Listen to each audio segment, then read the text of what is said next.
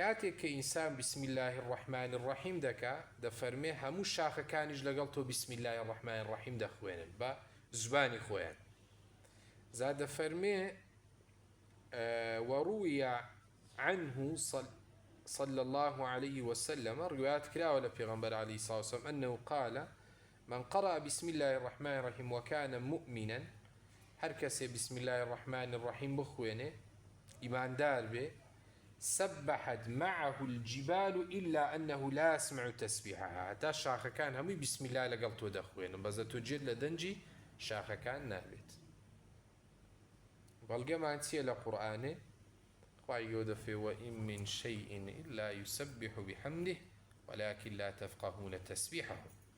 فهيش تغني لا أرض ولا آسمان إلا تسبيحات خواي جورا ذكر بلام إيه ولا لتسيا للتسبيحات الشاخ والزبي وأوانا تناغان.